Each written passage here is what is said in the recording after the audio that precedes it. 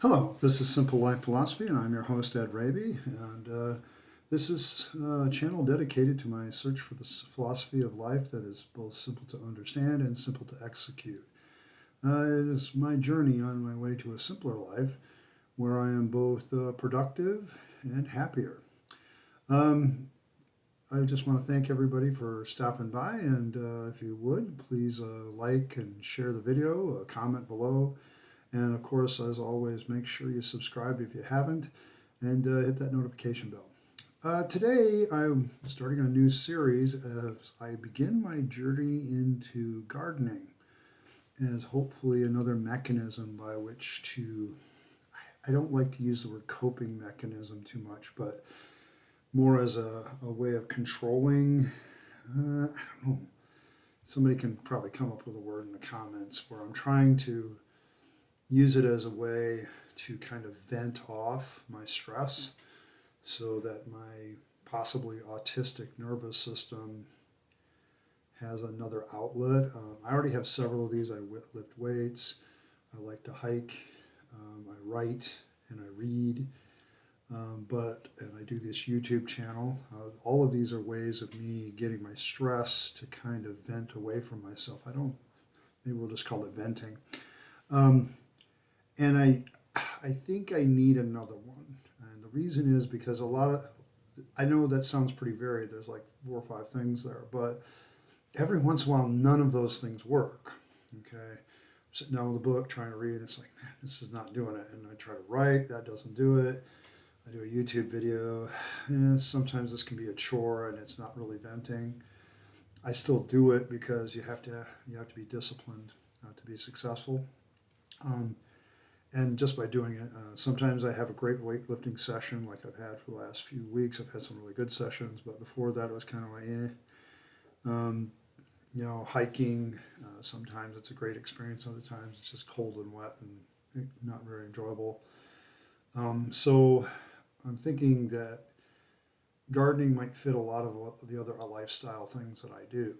And so this is kind of an introduce because I'm just a simple gardening noob. I'm really a noob at gardening. My experience with gardening was mostly when I was a kid or when I was a teenager, and most of it was me catching it secondhand from my mother and father. My dad had chickens, he had rabbits, he had grown up on a farm, and so as a boomer, because he was of the boomer generation, he took some of that with him, but he also worked in a factory. So it was kind of like you could take the boy out of the farm, but you can't take the farm out of the boy with my dad. And so he was an organic farmer. He had a rototiller, tilled up the soil, fertilized it, did composting, stuff like that. It was pretty organic in a lot of respects, but my parents probably bought into a lot of the modern things about farming, including pesticides and herbicides and things like that. And they used that stuff, and they used it sparingly. I mean, my dad wasn't a big one to just answer the problem that way. He always tried to find other ways to answer the problem. And so I learned a lot by watching them garden. I participated a little bit. Sometimes they would ask me to weed or something like that, but that was pretty much it. And, as I grew older, I became more interested in other things. Namely, let's see, as I hit high school, it was more about football, girls, and reading books mostly. And that was pretty much in that order. So, and then eventually girls kind of outweighed football after a while. So, and typical teenage boy, I guess, pretty much. And so, I just never got back into the gardening thing. Later on, after my father's death, my mom turned to me to like rototill the garden, get things ready, because dad wasn't there anymore, and I would rototill her garden. I would help her create some things and boxing things, and so a lot of my experiences with outdoor gardening. But I've realized the need, and I think COVID maybe woke up a lot of us to this, but it woke me up to it because I mean there were a couple of things that really began to bother me about the whole lockdown situation was that I was woefully unprepared for a couple of things.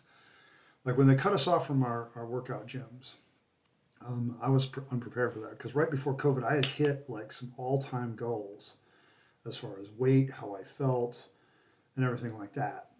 And now, even though I'm back in the gym almost every day that I go to work, I also stop at the gym after I get out of work. You know what else I still have? I have a set of adjustable dumbbells, and I have a bench that's foldable in this apartment. And I will always have those two things because I don't want to be cut off from the gym ever again. And I plan on having an alternative so that I can move forward. But one of the other things that kind of had bugged me was, man, what would have happened if we had been locked down in such a way that we really couldn't rely on the supply chain? This is something that I have really bothered me for years. Even before COVID, I would watch people shop in the store. I'm like, what the heck would people do if suddenly they couldn't shop here? Like if grocery stores suddenly lost their supply chain, if something affected the overall supply chain of the United States in such a way that it like literally, COVID kind of gave us a taste of that, but like literally it shut it completely off. What would most of these people do? In political science, there's like this saying that you're basically, as long as people can see where their next three meals are coming from, they'll stay calm and they'll listen. But the moment they get to do two or one or zero meals, then unrest is sure to follow. You're going to have food riots. You're going to have people getting very upset and doing things that they shouldn't. And I think to myself, I'm like, well, what the heck would have happened if, for me, food was cut off? Now, my father taught me a lot about hunting, so getting meat, give me a 30-30 and I'll probably do fine. A nice rifle would handle a lot of things around here that I could harvest. But what about the other stuff? And I suddenly realized, I don't have a fallback um, for other things. Plus, there's something else that's been bothering me is I realize that gardening can get very expensive at times, but it doesn't have to be that way. Okay, a lot of people buy stuff that's prepackaged, pre-ordered, and there are ways of doing gardening that are renewable. Okay, you harvest your own seeds and things like that. That could be a lot of work. I was listening to The Naked Gardener earlier today. She just dropped a video today. I'll link that above my head. But she was talking about how this in the beginning of her video, how the simple life doesn't seem all that simple. And she's correct. It's a lot of work. Okay, it is a lot of work. And so I'm heading in a direction where it's like, I want this to, much like I said yesterday in my video, I want my garden to grow organically too. Whereas as I learn things, I can expand it and make it go. And I want to garden inside so it's a year-round project. I think the real problem I have with gardening in Michigan, where I live, is the growing season is solid. Don't get me wrong, you can grow a lot of things in the growing season in Michigan. It comes to an end. There's some things you can do outside, but not a lot. And I kind of look at it as, well, but if I grew some edible stuff indoors, I really could keep it. And then when the season gets ready, I can grow other things outside. Maybe even get to a point in 3 or 4 years where it's like a commercial thing where I'm like growing food for other people. And I want to get to that point because, and I'm doing all as goals in this video because I want people to understand what my motivation is. I want to understand for myself what my motivation is. I want to be a little bit more self-sufficient as far as my own food. Animals are problematic for me for allergy reasons. That's why, I've jokingly said to some people, if I ever get another woman in my life, I want her to be able to handle the animals because I would sneeze too much. Maybe I can find a girl that's allergic to plants. I'll handle the plants, she can handle the animals, and we'll be happy. But it's like there's this, for me, it's kind of this a desire to be self-sufficient, but realizing it's going to take a little bit of time. Okay, it's going to take a little bit of time. And the hardware for gardening is easily obtainable. It's some of the software like soil and seeds and other things like, what am I going to use for fertilizer? Because I don't want to use chemical fertilizers. I don't want to do that. So I'm really going a certain direction. So as I continue to think about this, and I want to get 3 words down today, and one of them is indoors. This is where I want to start. And I bought this book, Gardening Indoors and Grow Your Own Food Year Round, How To. It's by Kim Roman. And I've been reading this one first. And that's where I want to start. I want to start with an indoor garden. I even planted something a couple days ago. I bought a little hydroponic planter, an intelligent planter, because I wanted to see the science behind this hydroponics thing and see one that's built for commercial production. And I like it. It's kind of cool, and it has the advantage because of the light can be raised up, and maybe I'll show it in a future video. Eventually I can put other plants and stuff around this thing because the light will reach them too if you pull the thing way up. So I'm thinking, okay, well, maybe I can turn half my table here by the end of the summer into something that's usable as a garden, and then maybe sooner or later I'll have the whole table filled up with stuff. But that's kind of, I'm gardening indoors, trying to find stuff that'll work with a little bit of low light, but comfortable temperatures. The water, for me, water is part of my bill or my rent. So water is not really an issue per se. I just don't want to make a mess because, I am renting the place. So that's kind of where I'm headed with that. And then as I was doing my studies, trying to find it, and I ran across the Naked Gardener. I mentioned her before. And she used a word the first time I watched her one of her videos called permaculture. And that caused me to buy this book, The Permaculturing Bible by David Whitehead. And I've read a little bit of this where I'm starting to understand the philosophy behind it. There's a real simple philosophy behind permaculture that kind of gets complicated in the execution. And that's where I'm struggling with, is how to execute it. Because it's like, growing 4 or 5 things in the same area, because one of those things gives ground cover, and keeps the weeds out. Another one gives off a smell that keeps bugs away. And another one has another thing that keeps predators away, and then 3 other things. One of them puts stuff into the soil again, and some things take it out of the soil. And one of the classic examples is what Native Americans here in the United States used to do, and maybe they still do it, but they would plant corn and beans and squash together. The squash is good ground cover, keeps the weeds down, and it has a fruit of its own that's good. You have corn, standard maize, and the stalks of the corn actually help the beans grow, and the beans put the nitrogen back in the soil that the corn uses. And I'm like, as somebody who was good in chemistry in high school, I'm like, doggone, that's pretty smart. They didn't have the chemistry behind it, but when you really look at it, it's like, that's pretty intelligent. And, I've looked at standard gardening. Like my parents always did, all one thing in one row. And I used to think to myself, well, if one of the potatoes gets bugs, isn't it going to really spread real quickly down the whole line? Because, because they're all like right next to each other. Wouldn't it be better to like do different plants so that you get potato bugs on one potato plant, it doesn't spread to the rest of them as easily? And that's kind of what the permaculture thing is saying there's ways to grow food where the different plants help each other out, and it's really actually an easier way of farming. It's actually a little bit lazier, as one person calls it. And I thought, okay, that's pretty cool. So I'm trying to do indoors with some permaculture ideas. And then lastly, the reason I bought the hydroponic planter is I'm going to do this too. I want to take a hard look at hydroponics for beginners. This is by Max Barnes. All 3 of these books I'm going to be reading, and I'll probably do a review of them when I get them finished. I'm not going to do them chapter and chapter like the philosophy books, like I've been doing with How to Be a Stoic. But the reason hydroponics fascinates me is that's where my physics, chemistry brain that was good in high school starts to wake up.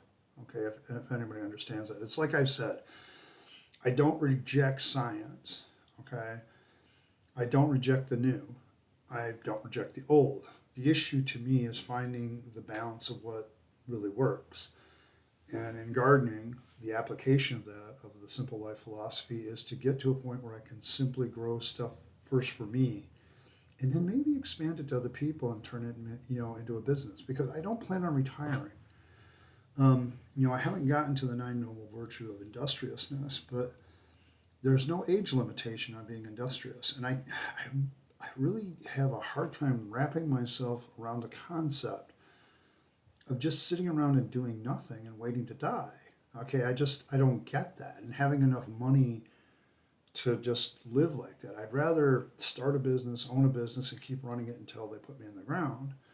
I remember seeing a picture of Albert Einstein's desk on the day of his death. He still had stuff he was working on all around him that he never finished. But I'm like, that's the way to go. Not just fading away, everything's finished, but like having 100 things that you were working on and pressing towards and trying to figure out, and then it comes. And then some of those things, there are some things, I guess, on Einstein's desk that people looked at and it inspired them to do other things. And that's kind of the way I want to be. Okay, I don't want to be this person that just kind of fades out of existence.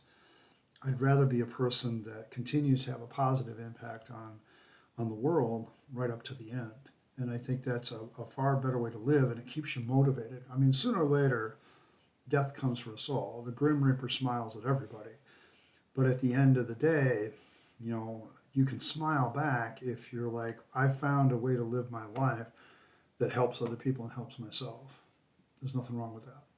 So those are the three words. I'm looking at indoors, permaculture, maybe hydroponics. I'm going to add the hydroponics in there, but I'm going to I have the one hydroponic unit, but I think I'm going to use that to kind of light the area where I'm going to do some more conventional gardening and try to find a way. I'm indoors, so a lot of things like pests, and predators, and things that would eat those things are gone. That's probably why, if I ever get the chance, I'll own a greenhouse, because I'd rather do that, because that eliminates a lot of stuff that are as threats. Okay, and I'd want something more natural that uses things like that. I'm trying to find ways to be a person that creates a sustainability life for me as much as possible. I don't think absolute sustainability is possible. We are too social of creatures as human beings. We need interconnectedness, and part of that interconnected need is, us helping other people and them helping us. So that's kind of the simple gardening noob beginning video, where I have this philosophy in my head. I recognize very much that I'm a noob at this and I don't know what I'm doing, but I'm really excited to delve into it, because I have grown plants before a long time ago, and there was a sense as a kid, this wonder. I put this little thing in the ground, I covered it over, let it rain on it, and a few weeks later there's this green thing poking out of the earth, and that's kind of cool to me. And it still is.